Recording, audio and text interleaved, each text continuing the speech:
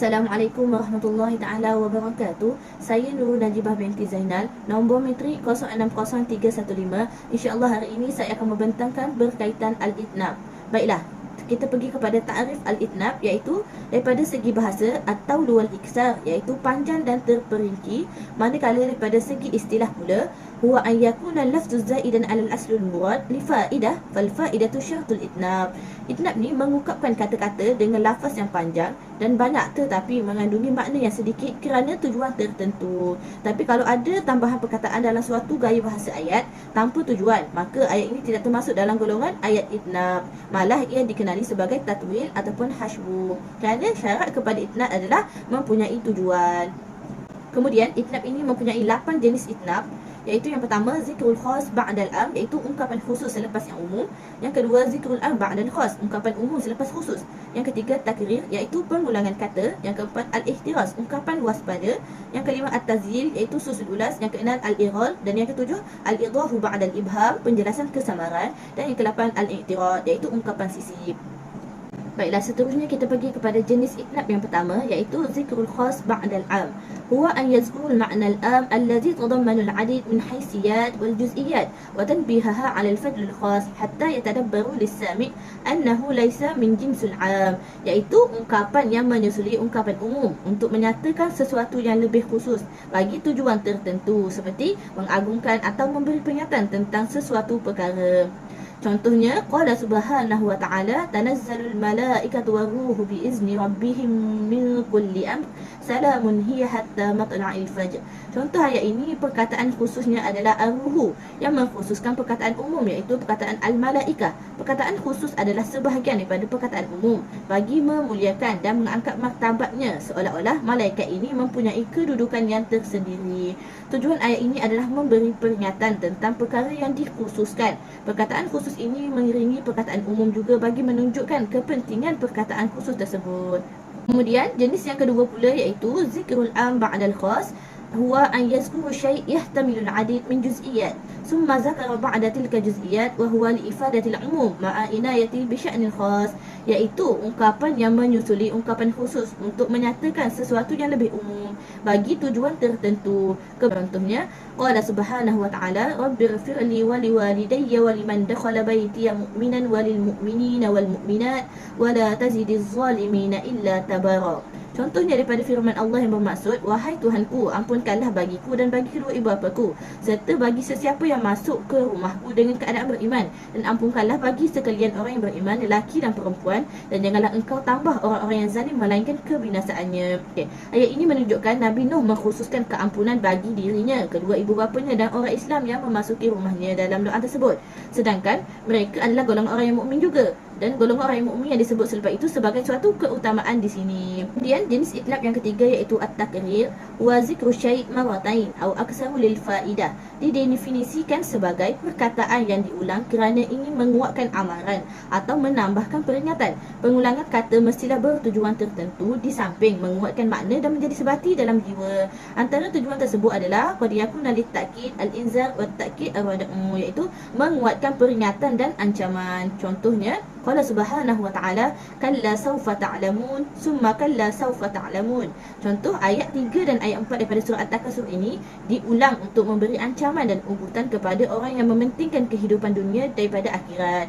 Perkataan sawfa ta'lamun mempunyai unsur peringatan dan ancaman kepada pendengar yang jauh daripada hidayah Allah disebabkan sibuk mengumpul harta dan lalai daripada peringatan Allah. Oleh itu, ancaman Allah dengan perkataan kalla yang diungkapkan kepada mereka sebagai peringatan bahawa mereka akan mendapat balasan yang setimpal. Jenis itnab yang keempat pula, iaitu al-ihtiraz wa muhafizatu 'ala al-ma'na min kulli ma yufsiduhu wa bighairihi bi ibaratil balaghaini ay yu'ta fil kalam yuhimul khilaf al-maqsud bima yadfa'u hadzal wahmu wa yusamma takmil kazalik, iaitu ungkapan waspada yang digunakan oleh sastrawan sebagai bentuk penjagaan ungkapan daripada difahami dengan maksud yang lain atau maksud yang salah dan menyebabkan kekeliruan bagi orang yang mendengar. Ia juga dinamakan sebagai at-takmil. Contohnya, qala as-sama'an wa ma mata minna sayyidun fi firashihi wa la tulla minna haisu kana qatil, iaitu maksud tidak ada seseorang pun ketua kami meninggal di atas katil dan tidak ada mangsa pembunuhan yang tidak dituntut bela. Okey. Maksudnya jika penyair mengkhususkan sifat kaumnya dengan kematian di medan peperangan, maka ungkapan itu mestilah difahami dengan maksud lemahnya mereka mempertahankan diri daripada pihak musuh. Dan ayat kedua pula menjadi ungkapan waspada apabila penyair ini menyatakan bahawa kaumnya masih kuat dan berdaya menyerang dan menuntut bela atas kematian ahli masyarakatnya. Kemudian jenis itnab yang kelima pula iaitu at-tazyil wa ta'kibul jumlah bi jumlatil ukhra tashmilu ala ma'naha tawkid, iaitu proses mengulas ayat dengan ayat yang lain bagi tujuan pengukuhan. Ragam ayat ini terbahagi kepada dua, iaitu yang pertama jarin majrul masal, iaitu jenis kata bidalan, dan bahagian yang kedua pula ghairi jarin majrul masal, jenis bukan kata bidalan. Okey. Contoh bagi bahagian yang pertama iaitu jarin majrul masal, qala subhanahu wa ta'ala wa qul ja'al haqq wa zahaqal batil innal batila kana zahuqa. Okey, perkataan innal batila kana zahuqa merupakan kata bidalan yang menguatkan makna ayat yang pertama wa zahaqal batil. Tetapi jika tiada ayat yang pertama, innal batila kana zahuqa boleh menjadi makna yang sempurna dan difahami sebab dia tidak bergantung dengan ayat yang pertama. Okey. Bagi bahagian yang kedua pula iaitu ghairi jarin majrul masal, qala subhanahu wa ta'ala zalika jazainahum bima kafaru wa hal nujazi illa al-kafur.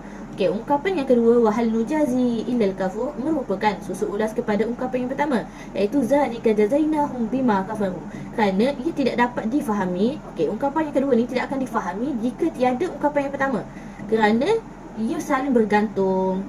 Jenis itnab yang keenam pula al-ighal, iaitu huwal khatmul bait bi kalimatil yatimul ma'na biduniha walakin asy-syair ya'ti biha linaqtati wa ligharadin, iaitu mengakhiri kata-kata dengan lafaz yang memberikan sesuatu faedah yang seandainya tanpa lafaz tersebut kata-kata itu sudah pun sempurna. Contoh qala al-khansa wa inna sakran ta'tammul hudatu bih ka'annahu 'alamun fi ra'sihi nar, yang berbunyi dan batu yang disempurnakan petunjuk dengannya seakan-akan bendera api di kepalanya. Perkataan fihi narun ditambah pada akhir ayat kerana dia ingin menyamakan ilmu itu merupakan gunung yang tinggi bagi menambahkan analogi, sedangkan ayat yang pertama sudah sempurna untuk difahami maksudnya. Kala jenis itnab yang ketujuh pula iaitu al-idahu ba'da al-ibham, huwa an yazharu al-ma'na fi suratain ihdahuma mujmalatul mubham wal ukhra mufassilatul mawduha. Ungkapan yang menjelaskan sesuatu yang sama-sama, ungkapan pertama akan menjadi sama-sama kepada pendengar namun memerlukan kepada ungkapan yang kedua bagi memahami maksud ungkapan. Okey, contoh ayat qala subhanahu wa ta'ala inna ilaihi zalikal amru an nadabiruha ulai maktu'um musbihin, yang bermaksud kami mewahyukan kepada mereka tentang kesudahan perkara itu. Mereka akan dibinasakan pada waktu pagi sehingga mereka punah ranah dan terputus keturunannya. Contohnya ungkapan yang pertama wa qadaina ilaihi zalikal amr menimbulkan perasaan ingin tahu kepada pendengar, dan ia dijelaskan dengan ungkapan yang kedua iaitu an-nadabiruha ulai maktu'um musbihin. Jadi itnab yang terakhir iaitu al-i'tirad, an yu'ti bijumlati fil kalam muttasilu ba'dahu bi ba'd. Ungkapan yang disisipkan dalam sesuatu ayat dan di antara ayat-ayat. Ungkapan sisip ini mempunyai tujuan tertentu seperti berikut. Okey, yang pertama, tujuan yang pertama adalah tanzih wa ta'zim, yang bermaksud mensuci dan memuliakan Allah. Contohnya qala subhanahu wa ta'ala wa yaj'aluna lillahil banati subhanahu wa lahum ma yashtahun. Okey, perkataan subhanahu ialah ungkapan al-i'tirad kerana ungkapan ini kata terbitan melalui kata kerja yang digugurkan daripada sudut makna. Tujuannya adalah untuk menyucikan Allah daripada segala sifat kekurangan. Baiklah, yang kedua pula iaitu ad-du'a. Contohnya qala Auf bin Asy-Syaibani innas samanin wa bulightaha qad ahwajat sam'i ila turjaman, iaitu contoh syair daripada Auf bin Asy-Syaibani yang berbunyi sesungguhnya umur 80 tahun, semoga engkau menjangkaui umur tersebut menyebabkan telingaku memerlukan orang yang mengulangi perkataan orang lain, percakapan orang lain. Okey, perkataan wa bulightuha ialah ungkapan i'tirad sebagai sesuatu doa kepada pendengar agar panjang umur. Okey, yang ketiga pula iaitu tanbih, iaitu memberi peringatan. Contohnya qala Abu Ali Al-Farisi wa'lam fa'ilmul mar'i yanfa'uhu, an sawfa ya'ti kullu ma qaddara. 30 iaitu at-tanbih, memberi peringatan. Contoh syair adalah qala Abu Ali Al-Farisi wa'lam fa'ilmul mar'i yanfa'uhu an sawfa ya'ti kullu ma qaddara, yang berbunyi ketahuilah sedangkan ilmu seseorang berguna kepadanya, bahawa setiap sesuatu yang ditetapkan oleh Allah pasti akan berlaku. Perkataan fa'ilmul mar'i yanfa'uhu antara kata kerja dengan kata objek sebagai peringatan kepada pendengar tentang kelebihan ilmu supaya dia berusaha mencarinya. Wallahu a'lam.